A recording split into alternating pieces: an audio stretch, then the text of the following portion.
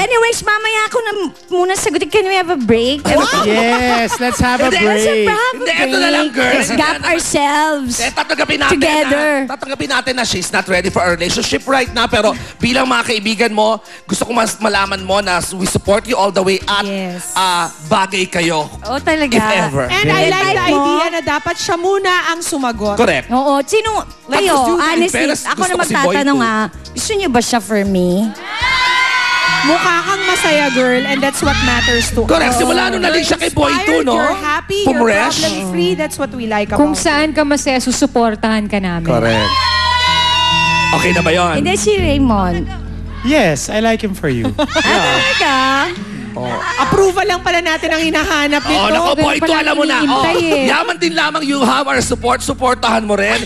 Ang pinakabagong, nako, primetime show ni Mr. Richard Gutierrez na mapapanood sa GMA Telebabad. Malapit na po at ito na po ang paghahanda namin para sa proyektong ito. Watch this. Handa na ang production team at ang buong cast ng pinaka-inaabangang bagong GMA soap ng Premier Kapuso leading man Richard Gutierrez, ang Makapiling Kang Muli. Dinalaw ng Showbiz Central ang pictorial at kitang-kitang excitement ng mga artista na umpisahan na ang taping. Palapit ang taping at nakuha ko na rin yung script, and it's a very nice, well-written script. So very exciting tong project na to. Talagang it's something new for me, it's something new for our audience. Richard promises to make this new soap a great experience. Maraming mangyayari sa tapings namin, marami kaming mga locations na pupuntahan, at maraming mga iba't ibang eksena ang kasama ang mga kabayo. So, you know, all of those experiences, we're just looking forward to it. I'm happy I'm back with GMA, and I'm doing this serie with Richard Gutierrez. Habang tumatagal, mas na-excite kaming lahat na mag-start mag-taping. First time ko, most of the cast members, first time kong makatrabaho. Ang gagaling pa. So medyo kinakabahan ako. Kasabay naman ang mga paghahandang ito ay ang mga nagbobonggahang costumes ng mga artista. Well, it's supposed to be dapat Western ang setting, pero Philippines naman ang story. So it's not really different, but it's more stylized. In-interpret ko na lang yung mga concepts regarding sa costume. So maraming mga details kami talagang sinorse out para to come up with a very authentic look. Richard admits that he was given a hand on the creative aspect of Makapiling Kang Muli, kaya ganado siya sa proyektong ito. Ngayon nga, I have to be creative this time kasi nga pupuntahan namin yung mga iba't ibang lugar. Abangan ng Showbiz Central, of course. Andiyan kayo sa likod ko. Samantala, binantayan din ng Showbiz Central ang horse ride training ng ilang cast, partikular na si Sarah. Siyempre, papahuli ba naman ako? Mga taga Showbiz Central, dito po ako ngayon sa Silang Cavite. Angels Field, ayan. Dito po magte-train ang lahat ng cast sa Makapiling Kang Muli. We are conducting short lessons, pero I want to give them the most. So, ang ginagawa namin muna is theoretical, plus I'm giving them the feel of how to handle the horse properly. Ngayon ko lang nga nalaman, hindi pala basta-basta yan na punta ka na rin, sakay ka na sa kabayo. So, yung unang binriefing niya muna kami, tapos nakipag-bonding kami, niyakap-yakap namin yung horse. Dapat bandang kaliwa ka lalapit. Tapos dapat pa yung horse ang lalapit sa'yo, hindi ko lalapit sa kanila. So, tatayo ka lang na gano'n, lalapit, aamuhin ka. So, lumapit siya sa akin, yung sabihin, maganda ako at mabango. Di ka na. Let's start. Ay, nakakaloka. Kinakabahan ako. Grabe, nakita niyo ba yun? O, napakanan, kaliwa ko yung kabayo, napastop ko rin siya, tsaka napaganon. Ayan na, si Sarah na, it's her turn.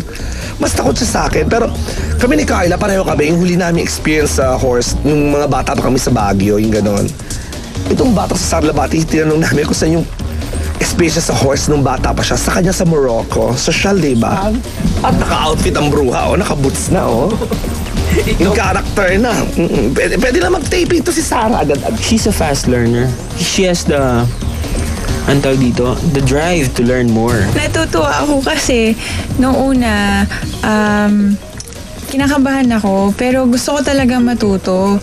Tapos, nung nakita ko na nag-i-enjoy sila Carla, pati sila Sweet, nag-i-enjoy sila, sabi ko, kaya ko rin yan. Kailangan lang ng time.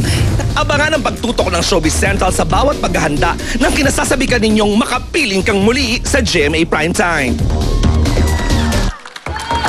Mga kaibigan, kasama natin ngayon ang dalawang bida sa special Lenten presentation na ipapalabas dito sa GMA. To talk about it, we have Junjun Quintana and Sonja Kalit. Hi, welcome to Showbiz Central. Thank you po. Pakikwento naman sa amin ang tungkol sa special Holy Week drama show na ito. Yun po, ang Tanikala po ay ang Holy Week offering po ng Christian Broadcasting Network Asia or CBN Asia po na ipapalabas po mula April 5 hanggang 7, alas 5 po ng hapon dito po sa GMA 7. Tampok po dito ang story ng mga taong hango po sa totoong buhay na naka-experience po ng pagsubok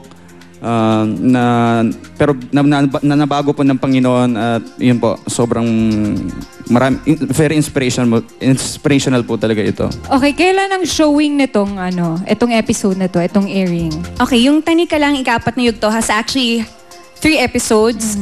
Unos, ang first episode, ipapalabas po yan sa Monday, Thursday, 5 p.m. Nandyan po si Miss Amy Austria and Jimmy Kapuso star Alden Richards. Sa Friday po yung episode namin ni Junjun entitled Gapos. Kasama po namin dyan si Mr. Bembol Rocco, alas 5 din po ng hapon. At ang episode po on Black Saturdays entitled Wasak. Kasama po dyan si Iko Gonzalez at Mr. John Arcilla. Alas 5 din po yan ng hapon. Thank you very much. Abangan namin yung Lenten presentation na yan.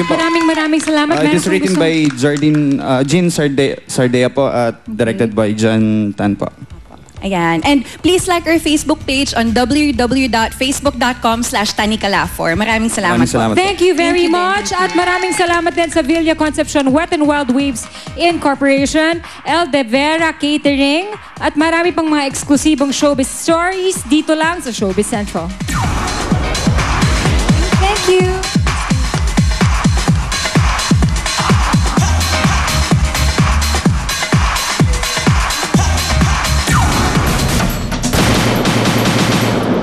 Susunod na, Chris Lawrence, live na live. Sa kanyang first live interview mula nang aminin ni Katrina ang kanyang pagdadalang tao, ilalahad ng R&B Prince ang buong detalye tungkol sa kanilang relasyon at ang kanyang mga saloobin sa pagdadalang tao ni Katrina sa magiging anak nila.